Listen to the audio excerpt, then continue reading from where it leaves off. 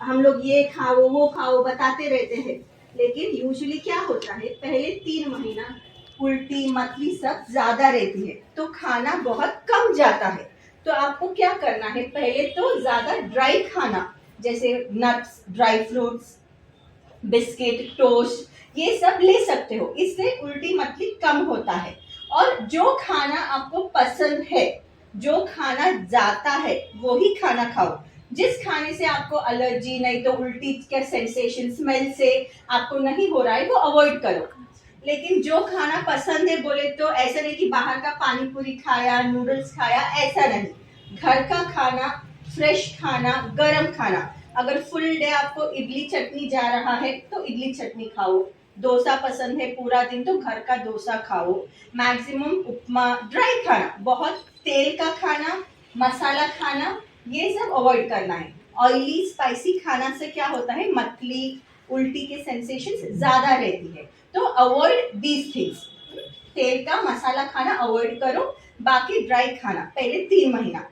चौथे महीने से उसके बाद के 3 महीना जो रहता है, यूजुअली आपको उल्टी मतली का सेंसेशन कम हो जाता है। ओके, सुनाई दे रहा है ना सबको?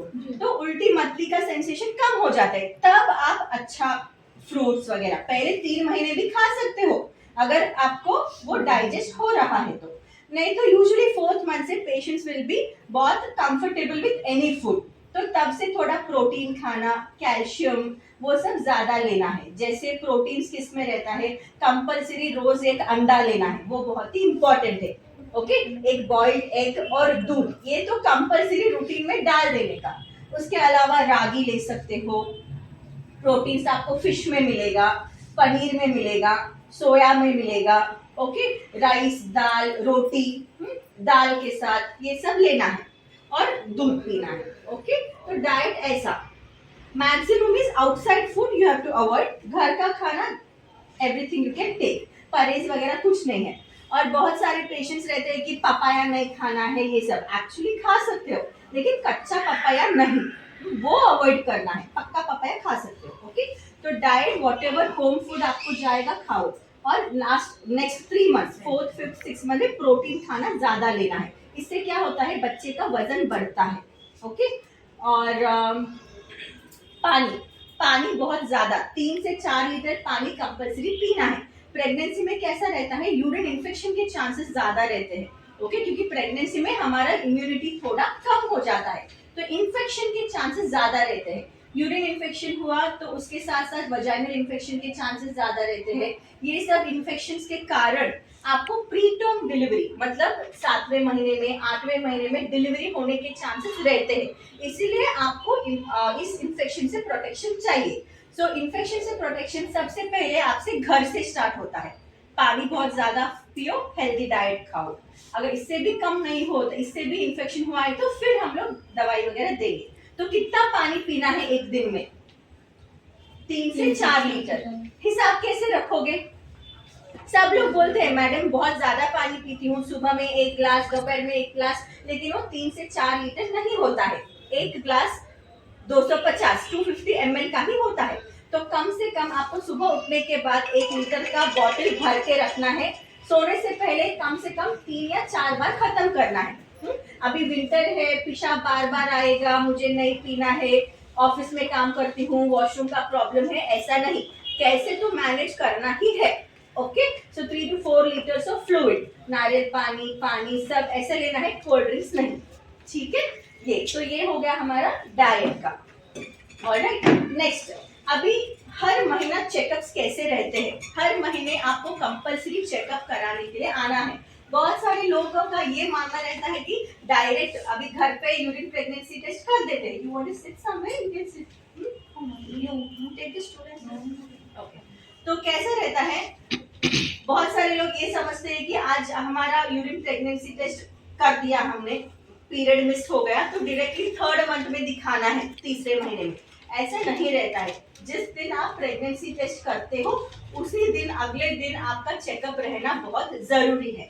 ओके, क्यों जरूरी है? क्योंकि पहले तो हम लोग 1.5 महीने में सोनोग्राफी करते हैं, आपका प्रेगनेंसी बच्चेदानी के अंदर है क्या। कुछ लोगों को बाहर भी रहता है, जिसको हम लोग एक्टोपिक प्रेगनेंसी बोलते हैं। Okay, so first pregnancy, first time जब पीरियड मिस हो जाता है, पेशाब का टेस्ट, यूरिन प्रेगनेंसी टेस्ट करने के बाद आपको आपके डॉक्टर से कंपल्सरी मिलना ही है। उस टाइम हम लोग पहला तो स्कैनिंग करेंगे, सोनोग्राफी, जिसमें हम लोगों को पता चलता है कि आपका प्रेगनेंसी में बच्चेदानी के अंदर है क्या, हार्ट बीट डेवलप हुआ है क्या, सिंगल प्रेगनेंसी है कि ट्विंस है, जुड़वे है।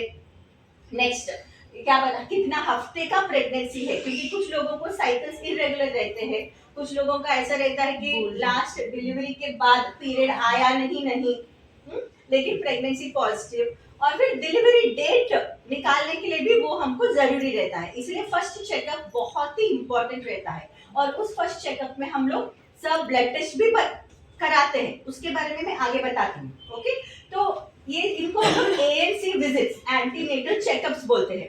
पहले 7 महीने में हम लोग हर एक महीना बुलाते हैं, एवरी मंथ। ओके, उसके बाद 2 महीने, 7वें 8वें में हम लोग 15 दिन में बुलाते हैं, लास्ट 9वें महीने में वीकली।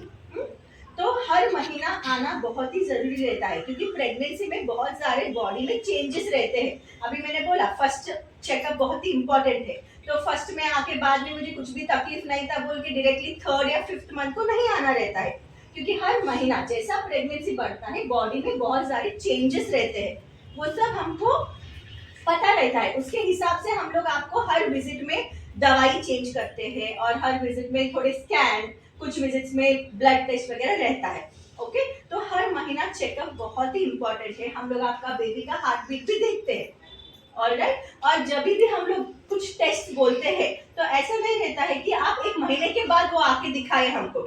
जिस दिन हम लोग ब्लड टेस्ट बताते हैं उसी दिन करके, जिस दिन वो रिपोर्ट आता है 2 या 3, कुछ रिपोर्ट्स उसी दिन मिल जाते हैं, कुछ रिपोर्ट 3 या 4 दिन में मिलते हैं, उसको उसी टाइम आके दिखाना पड़ता है।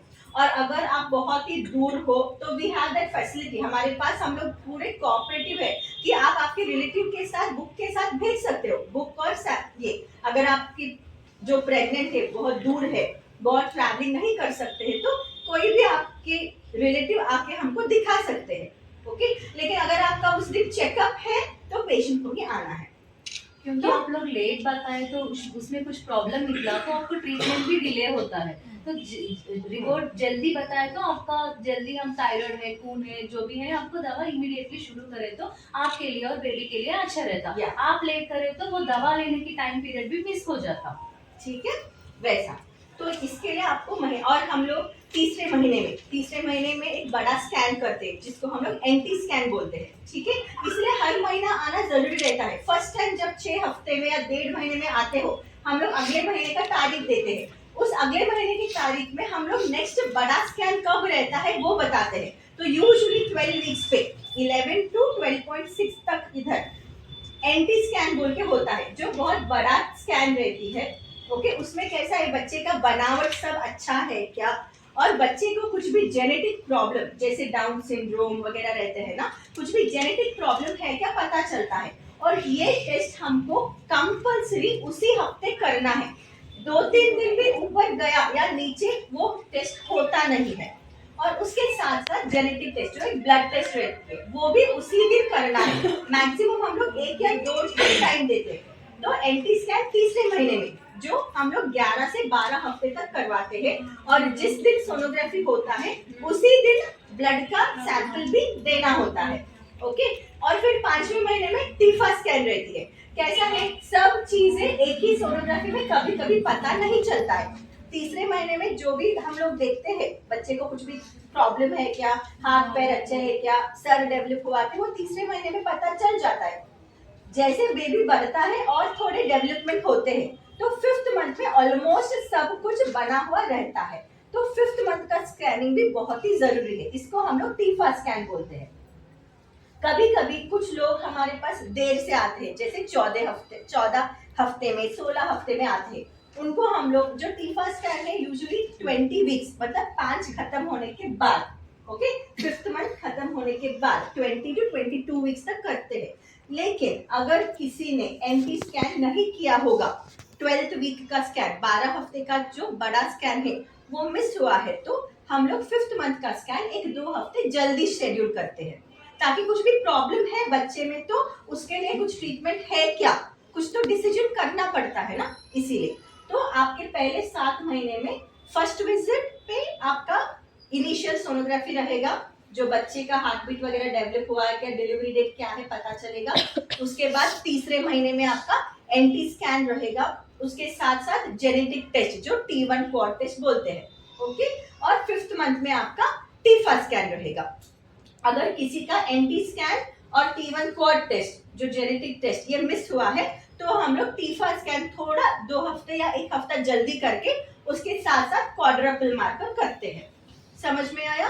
और नेक्स्ट 7th मंथ कंप्लीट होने के बाद 28 वीक्स पे हम लोग ग्रोथ स्कैन बोलते हैं। इसका इंपॉर्टेंस क्या है, बच्चे का वजन करेक्टली बढ़ रहा है क्या, पानी अच्छा है क्या, और बच्चे को खून अच्छी तरह से जा रहा है क्या, ये सब हम लोग 28 वीक्स पे देखते हैं। ओके, सो हर स्कैन बहुत ही इम्पोर्टेंट है। और बहुत सारे पेशेंट्स हमको पूछते हैं मैडम बाहर से करके आए क्या, इधर क्या। देखो मैक्सिमम हमको हमारे ऊपर ही भरोसा रहता है, ओके। और आप जो भी ये रिपोर्ट्स लेके आओगे वो बहुत ही इम्पोर्टेंट रहता है, क्योंकि उसके हिसाब से आपका ट्रीटमेंट रहता है। तो इधर करोगे तो कुछ भी प्रॉब्लम आए तो हम सब लोग डिस्कस करते हैं, हम सब डिपार्टमेंट वाले डिस्कस करते हैं ताकि आपको बहुत ही अच्छा सर्विसेज मिले। So maximum try to do it here, okay. तो ये था आपका हर एएनसी विजिट और स्कैन और ब्लड टेस्ट के।